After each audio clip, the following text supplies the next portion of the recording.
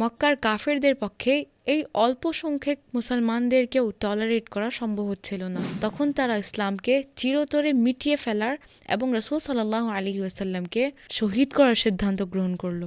গভীর রাতে রাসূল সাল্লাল্লাহু আলাইহি ওয়াসাল্লামের বাড়ি ঘিরে ফেলে, কিন্তু সকালে তারা দেখল যে রাসূল সাল্লাল্লাহু আলাইহি ওয়াসাল্লামের বিছানায় তিনি নিজে নয়, বরং হযরত আলী ঘুমন্ত অবস্থায় আছেন। পৃথিবীর ইতিহাসের মোস্ট সিগনিফিক্যান্ট ডে বা সবচেয়ে বড় দিনটি ছিল হিজরত। এই ঘটনার আগে মক্কায় অল্প কিছু মানুষ মুসলমান হয়েছিলেন, কিন্তু এর মাত্র কয়েক বছরের মধ্যেই 3টি মহাদেশে মুসলমানদের শাসন প্রতিষ্ঠিত হয় এবং তারা গ্লোবাল সুপার পাওয়ারে পরিণত হয়। বিশাল এই সাম্রাজ্য পরিচালনার জন্য খলিফা হযরত উমর রাদিয়াল্লাহু তাআলা আনহু একটি ইসলামিক ক্যালেন্ডার তৈরির সিদ্ধান্ত নেন। ক্যালেন্ডারের প্রথম দিন হিসেবে এমন একটি দিনকে বেছে নেওয়া হয় যা ইসলামিক হিস্ট্রিতে সবচেয়ে বেশি প্রভাব ফেলেছিল, আর তা হলো হিজরত। রাসূল সাল্লাল্লাহু আলাইহি ওয়াসাল্লাম মক্কায় 12 বছর ধরে ইসলামের দাওয়াত দেন, কিন্তু তাতেও অল্প কিছু মানুষই ইসলাম গ্রহণ করে। মক্কার কাফেরদের পক্ষে এই অল্প সংখ্যক মুসলমানদেরকেও টলারেট করা সম্ভব হচ্ছিল না। যখন তারা দেখলো যে রাসূল সাল্লাল্লাহু আলাইহি ওয়াসাল্লামের চাচা আবু তালেব রাদিয়াল্লাহু তাআলা আনহু ইন্তেকাল করে গেছেন এবং তাকে প্রোটেক্ট করার মতো আর কেউ নেই, তখন তারা ইসলামকে চিরতরে মিটিয়ে ফেলার এবং রাসূল সাল্লাল্লাহু আলাইহি ওয়াসাল্লামকে শহীদ করার সিদ্ধান্ত গ্রহণ করলো।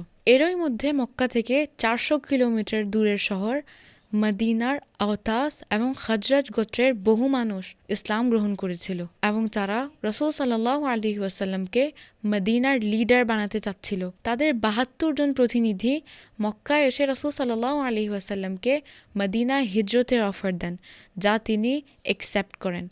এরপর মক্কায় মুসলমানরা অত্যন্ত কনফিডেন্সিয়ালি মদিনার দিকে হিজরত শুরু করেন। সর্বমোট 70 থেকে 80 জন মুসলমান হিজরত করেন। নিজের জীবনের চরম রিস্ক থাকা সত্ত্বেও রাসূল সাল্লাল্লাহু আলাইহি ওয়াসাল্লাম সবার শেষে হিজরত করার সিদ্ধান্ত নেন। মক্কার কাফেররা সিদ্ধান্ত করল যে রাসূল সাল্লাল্লাহু আলাইহি ওয়াসাল্লাম মক্কা ছাড়ার আগেই তাকে গুপ্ত হত্যা করবে। মক্কা ছিল একটি ট্রাইবাল সোসাইটি, যেখানে একই কুরাইশ বংশের অনেকগুলো গোত্র বাস করত। প্রতিটি গোত্র তাদের মেম্বারদের যে কোনো মূল্যে সাপোর্ট করত। কাফেরেরা ভীত সংক্রান্ত ছিল যে যদি কোনো একটি গোত্র এককভাবে রাসূল সাল্লাল্লাহু আলাইহি ওয়াসাল্লামকে শহীদ করে, তবে রাসূল সাল্লাল্লাহু আলাইহি ওয়াসাল্লামের গোত্র বানু হাশেম তার বদলা নেবে। তখন আবু জাহেল একটি চক্রান্ত করল।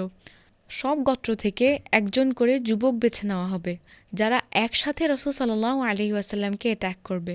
ফলে বানু হাশেম সমস্ত গোত্রের বিরুদ্ধে একসাথে লড়াই করার সাহস পাবে না এবং ইসলাম পৃথিবী থেকে চিরতরে ধ্বংস হয়ে যাবে।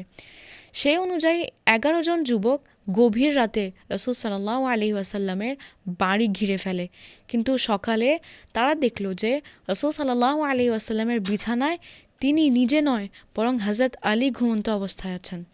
আসলে রাসূল সাল্লাল্লাহু আলাইহি ওয়াসাল্লাম হযরত আবু বকর রাদিয়াল্লাহু তাআলা আনহু এর সাথে আগেই স্ট্র্যাটেজি ঠিক করে রেখেছিলেন এবং গভীর রাতে কাফেরদের আড়ালে মক্কা ছেড়ে দিয়েছিলেন।